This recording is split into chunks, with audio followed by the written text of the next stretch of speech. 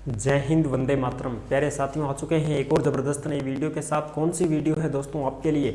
यह है साथियों राजस्थान सफाई कर्मचारी भर्ती 2024 को लेकर के एक न्यू अपडेट है। अपडेट ये है साथियों कि कोर्ट का फैसला आ चुका है। बिल्कुल, कोर्ट ने अपने आदेश जारी कर दिए हैं, नोटिस भी जारी कर दिया है। वो पूरी की पूरी PDF भी मैं आपको यहाँ पर अच्छी प्रकार से समझाने वाला हूँ।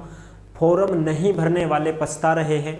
दूसरी बात, कोर्ट का फैसला क्या रहा, किन किन का अनुभव प्रमाण पत्र चलेगा, किन का नहीं चलेगा, जिसने रिट लगाई थी उनका क्या हुआ, उनके साथ में क्या मतलब सलूक किया गया है कि भाई उनको ज्वाइनिंग दी जाएगी या उनको नहीं दी जाएगी, है ना। पूरी की पूरी चर्चा हम करने वाले हैं एकदम आसान और सरल भाषा में। नोटिफिकेशन जो जारी हुआ है वो भी मैं आपको स्क्रीन पर दिखाऊंगा और आपके सारे डाउट क्लियर हो जाएंगे। फिर भी आपके मन में कोई डाउट हो, कोई शंका संकोच हो तो आप कमेंट कर दीजिएगा, हम आपका जवाब जरूर देंगे। तो चलो शुरू करते हैं। अभी तक नहीं जुड़े हैं आप चैनल से तो फटाफट से यूट्यूब चैनल को सब्सक्राइब कर लीजिएगा, क्योंकि यहाँ पर आपको सभी भर्तियों की जानकारी दी जाती है। नमस्कार साथियों, मैं राजेश गुर्जर स्वागत करता हूं आप सभी का एक और नई वीडियो में। आओ जी, फटाफट से कोर्ट के फैसले को हम बिल्कुल सरल भाषा में समझेंगे। अच्छी प्रकार से आपके सारी चीजें फिट बैठ जाएंगी, सब कुछ समझ में आ जाएगा। ठीक है जी, चलो फटाफट से देख लेते हैं कोर्ट के फैसले को। राजस्थान सफाई कर्मचारी भर्ती 2024 ये है कोर्ट का फैसला। इन सभी के चलेंगे अनुभव प्रमाण पत्र। फॉर्म नहीं भरने वाले पछता रहे हैं, क्यों पछता रहे हैं वो भी हम चर्चा करेंगे। कोर्ट ने दिए हैं जो आदेश वो भी हम आपको दिखाने वाले हैं। चलो सब, अब फटाफट से मैं आपको कोर्ट का आदेश दिखाता हूं। सबसे पहले तो ये नोटिफिकेशन जो आप यहां पर देख रहे हैं ये आपको अच्छी प्रकार से दिखाई दे रहा होगा। ये है हाई कोर्ट का साथियों, ठीक है जी। High court of judicial for Rajasthan at Jodhpur, Jodhpur high court का है साथियों। ये यहाँ पर आप ये मोहर वगैरह सारी चीजें देख सकते हैं, ठीक है। जो अब इसमें देखो, इसमें जो सारी चीजें लिखी गई हैं वो मैं आपको बताता हूँ। ये जो नोटिफिकेशन है साथियों, इस नोटिफिकेशन में जो चीज़ें लिखी हुई हैं वो मैं आपको सारी चीज़ें बता रहा हूँ। अब इसको मैं आपको हिंदी में समझा दूँ तो बहुत बेस्ट रहेगा, ठीक है। बाकी ये जो 5 लोग हैं इन्होंने याचिका लगाई थी, रिट लगाई थी साथियों। इन्होंने 5 ने फॉर्म भी भरा था। ये एक है दीपक, ये है नकुल, अमिता, मधु, जितेंद्र, लाजवंती। 1 2 3 4 5 6 कितने लोग हो गए भैया? 6 लोग हो गए। इन्होंने क्या लगाई थी साहब? इन्होंने रिट लगाई थी। इन्होंने रिट लगाई थी 6 लोगों ने, और ये 7 संतोष, ये संतोष 7 लोग हैं भैया, ठीक है। ये 7 लोग हैं। इन 7 लोगों ने साथियों रिट लगाई थी, और ये रिट इसलिए लगाई थी कि इनका जो अनुभव प्रमाण पत्र है वो नगर निकायों का नहीं था। समझ रहे हो, नगर निकायों का अनुभव प्रमाण पत्र नहीं था। किसी ने हॉस्पिटल में काम किया था, किसी ने एजेंसी में काम किया था, किसी ने कहीं पर काम किया था। तो इन्होंने वकील कर लिया, तो इन्होंने सब रिट लगवा दी। अब याचिका लगवा दी है कोर्ट में, तो कोर्ट तो अपना फैसला सुनाएगा कि भाई इनको लगाना है कि इनके अनुभव प्रमाण पत्र मान्य करने हैं कि नहीं करने हैं। वो सारी चीजें कोर्ट तो फैसला सुनाएगा अपना। तो कोर्ट ने अपना फैसला सुना दिया है। अब हम बात करते हैं इसके फैसले की, तो वो भी मैं आपको दिखा देता हूँ।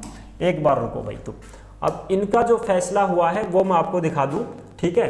बिल्कुल, अब इसमें देखो फैसले की बात हम कर लेते हैं। 7 लोगों ने रिट लगवाई है, बिल्कुल साहब। अब देखो उसकी बात, श्री आयुष गहलोत, श्री राजेश पवार के सहयोगी विद्वान वरिष्ठ अधिवक्ता और AAG प्रतिवादियों की ओर से नोटिस लेते हैं, इसलिए सेवा पूरी हो गई है। पक्षों के विद्वान अधिवक्ता द्वारा सूचित किया गया कि DB सिविल रिट याचिका संख्या यह है, रिंकू कुमार मीणा बनाम राजस्थान राज्य वन्य में दिनांक 20 नवंबर 2024 को आदेश पारित किए गए हैं। अब देखो इसमें जो आदेश पारित हुए हैं वो मैं आपको अच्छी प्रकार से दिखा देता हूँ। ये आपको सारी चीजें क्लियर दिख रही होंगी ना? एक मिनट भाई, ठीक है। अब देखो मैं आपको बताता हूँ सारी बातें। याचिका सुनवाई के लिए स्वीकार की गई, अंतरिम राहत की प्रार्थना पर भी सुनवाई हुई। याचिकाकर्ता के विद्वान वकील ने, यानी कि याचिकाकर्ता के विद्वान वकील कौन है? जो 7 लोगों ने रिट लगाई थी साथियों, तो 7 लोगों के वकील हैं ये। समझ रहे भाई? मैं मान लो मैं सफाई कर्मचारी भर्ती में फॉर्म भर दिया, अब मेरा अनुभव प्रमाण पत्र नगर पालिका का नहीं है, मैंने किसी सरकारी हॉस्पिटल में या कहीं पर भी काम किया है, तो मैं ये चाहूंगा कि मैं वकील करके रिट लगवा दूं ताकि मेरा भी अनुभव प्रमाण पत्र मान्य हो जाए, मुझे भी नौकरी मिल जाए। तो इसी प्रकार से मैं वकील करूंगा, तो मेरा जो वकील होगा वो मेरे पक्ष में लड़ेगा ना भाई, मेरे पक्ष में कोशिश करेगा कि मेरे को कहीं ना कहीं जीत हो जाए, मेरी विजय हो जाए। तो इसलिए इन 7 के जो वकील हैं, विद्वान वकील हैं, उन वकीलों ने प्रस्तुत किया कि नगर पालिका में सफाई कर्मचारियों के पद पर भर्ती के मामले में पात्रता को केवल उन लोगों तक सीमित करना जो नगर पालिका में कार्यरत हैं या काम कर चुके हैं मनमाना है। तथा भारत के संविधान के अनुच्छेद 14 और अनुच्छेद 16 का उल्लंघन है। इन 7 भाई लोगों का वकील बोल रहा है कि भाई ये तो ऐसा तो मनमाना काम हो गया, ये तो गलत बात है जी कि भाई नगर पालिकाओं के अनुभव प्रमाण पत्र आप चलाओ और बाकी के नहीं चलाओ। क्यों? सफाई का काम तो वो भी करते थे, हैं, नगर पालिकाओं वालों भी करते थे तो वो भी करते थे। तो ये अनुच्छेद 14 और अनुच्छेद 16 का उल्लंघन है, ऐसे बोल रहे हैं। अनुच्छेद 14 क्या है साथियों? अनुच्छेद जो 14 है भारत का संविधान का अनुच्छेद 14 ये है कि भाई जाति, धर्म, लिंग भेदभाव, समानता का अधिकार। आप किसी भी जाति विशेष के ऊपर भेदभाव नहीं कर सकते हो, चाहे वो वाल्मीकि समाज की जाति हो चाहे अदर कास्ट हो, सबको समान अधिकार है। जाति विशेष का आप भेदभाव नहीं कर सकते हो। अनुच्छेद 16 क्या है? अनुच्छेद 16 का मतलब होता है साथियों कि तुम्हारा सार्वजनिक रोजगार में समानता का अधिकार। किसी भी रोजगार में आप भेदभाव नहीं कर सकते हो कि भाई महिला को हम 4,000 देंगे, पुरुष को हम 6,000 देंगे। राजस्थान पुलिस की कोई भी महिला हो चाहे पुरुष हो, सबको समान वेतन मिलता है। गवर्नमेंट टीचर आप लगते हो तो चाहे महिला हो पुरुष हो, सबको समान वेतन मिलता है। उसमें किसी भी प्रकार की कोई भेदभाव नहीं होती है। इसी प्रकार से इसमें भेदभाव किया गया है, ऐसे बोला जा रहा है। इनके वकील ने बोला कि भाई ये 2 अनुच्छेद लगवा दो अपने, अनुच्छेद 14 और 16, कि भाई ये गलत क्यों हो रहा है, भेदभाव क्यों हो रहा है, सबके अनुभव प्रमाण पत्र चलने चाहिए। लेकिन फिर आगे जो है साथियों, उनके विपक्षी दल ने क्या बोला? प्रतिवादियों की ओर से उपस्थिति विद्वान वरिष्ठ अधिवक्ता ने प्रस्तुत किया कि यह अंतर स्पष्ट और समझने योग्य है, क्योंकि नगर पालिका सफाई कर्मचारी के रूप में कार्य करते हुए प्राप्त अनुभव की तुलना सफाई कर्मचारियों द्वारा अन्य स्थानों पर किए जाने वाले सफाई कार्य से नहीं की जा सकती। अब दूसरा पक्ष बोलता है, आप सभी को पता है भाई, एक जज साहब बैठा रहता है, दूसरे में वो याचिकाकर्ता वाले होते हैं, उनका वकील होता है, तीसरा फिर और भी तो वकील होता है ना, विपक्ष वाला, समझ रहे हो? बिल्कुल। तो वो विपक्ष वाले जो वकील हैं वो बोल रहे हैं कि आप नगर पालिका सफाई कर्मचारी के काम को और दूसरी जगह करने वाले काम को समान नहीं कह सकते हो, क्योंकि नगर पालिका सफाई कर्मचारी का जो कर्मचारी है वो सारे काम करता है कि नहीं करता है? रोडों की सफाई, नालियों की सफाई, मृत जीवों को उठा करके ले जाना, ठीक है, सड़े गंदे नालों को साफ करना, ये सारे काम नगर पालिकाओं में होते हैं। लेकिन कोई एक सरकारी अस्पताल में काम करने वाला कर्मचारी है वो इतने काम थोड़ी करता है, वो तो अपने भारू पर सफाई करेगा। अरे वाह, तो झाड़ू पोछा लगा देगा, फिनाइल उनाइल डाल के, बस इतना ही कर सकेगा ना। और कोई ऑफिस में काम करवा लो कर्मचारी, वह थोड़ी ना नाला साफ करेगा, गटर साफ करेगा, सीवरेज साफ करेगा, कौन करे ना, कौन करे साफ। तो इसको समान नहीं कह सकते हो आप। नगर पालिका में काम करने वाला कर्मचारी सारे काम करता है, इसलिए हम उसी का अनुभव प्रमाण पत्र मान्य करेंगे, ठीक है। बाकी हम इनको भी रद्द नहीं करेंगे, इनको भी मान्य कर देंगे, लेकिन इनको रद्द नहीं करेंगे हम, ये भी बोला गया है। बाकी अब आगे की बात करते हैं। देखो, इसमें बोला है कि पक्षों के विद्वान अधिवक्ताओं को सुनने के पश्चात तथा सफाई कार्य के लिए सौंपे जाने वाले कार्य की प्रकृति जो कि सामान्य प्रकृति का है उसको ध्यान में रखते हुए हम निर्देश देते हैं कि याचिकाकर्ता का आवेदन अस्वीकार नहीं किया जाएगा। यानी कि भाई प्रकृति तो दोनों की अलग अलग है। देखो भाई, नगर पालिकाओं में काम करने वालों की प्रकृति अलग है और वैसे ऑफिसों में भारी पोछा का काम करने वालों की प्रकृति अलग है, ये तो बात सही है। लेकिन हम याचिकाकर्ता के आवेदन को अस्वीकार नहीं करेंगे। भाई जिसने भी रिट लगाई है, इन 7 लोगों ने क्या किया है साथियों, रिट लगाई है, तो इनके आवेदन को हम स्वीकार करते हैं, अस्वीकार नहीं करते हैं। लेकिन नागौर में योग्यता और क्रम में अंतिम अभ्यर्थी की नियुक्ति की पुष्टि नहीं की जाएगी तथा वह इस याचिका के निर्णय तक अस्थायी कर्मचारी के रूप में बना रहेगा। कि भाई जिन 7 लोगों ने रिट लगाई है इनको हम नौकरी देंगे, लेकिन नौकरी अस्थायी देंगे। जब पद खाली रह जाता है तब हम इनको अस्थायी रूप में नौकरी देंगे, लेकिन हम ये गारंटी नहीं लेते हैं कि इनको लगवाई देंगे।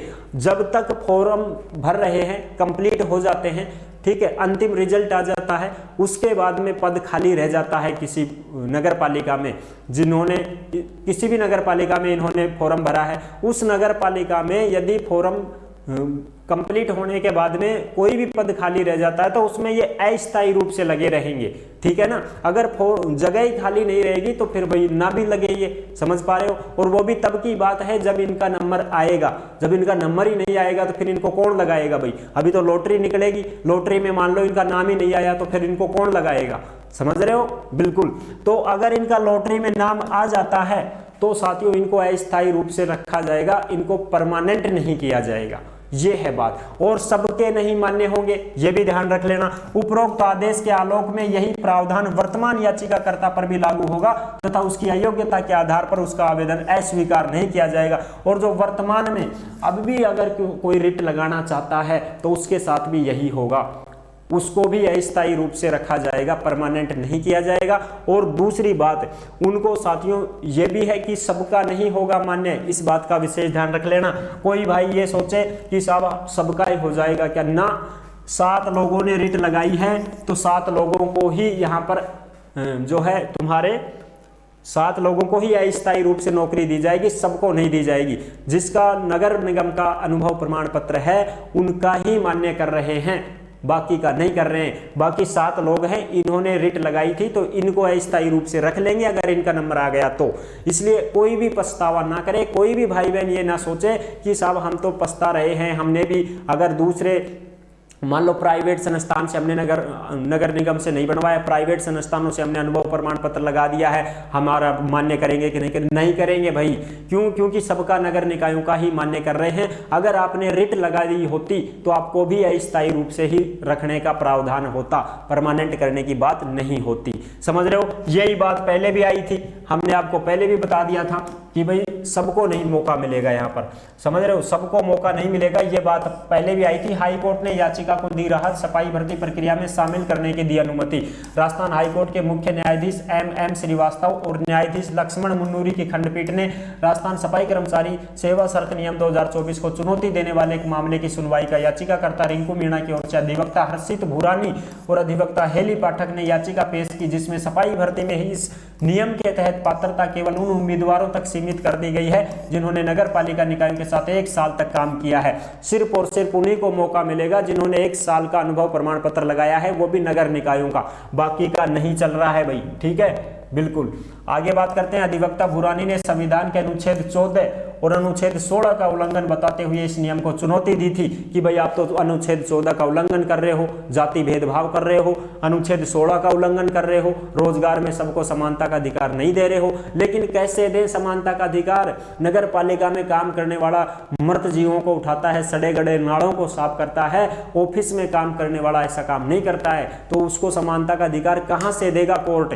नहीं दे सकता है। इसलिए कोर्ट ने कहा है कि जिन लोगों ने याचिका लगाई है उनको हम अस्थायी रूप में कर्मचारी रख देंगे, लेकिन परमानेंट करने की अनुमति नहीं देंगे। और जो नगर निगम में काम कर चुका है उनको हम डायरेक्ट परमानेंट करेंगे साथियों। ठीक है, ये बात है साहब। याचिकाकर्ता के पास पंडित जवाहरलाल नेहरू राजकीय अस्पताल नागौर में सेवा का अनुभव है, लेकिन संशोधित शर्त के कारण उन्हें आवेदन करने से वंचित किया गया है।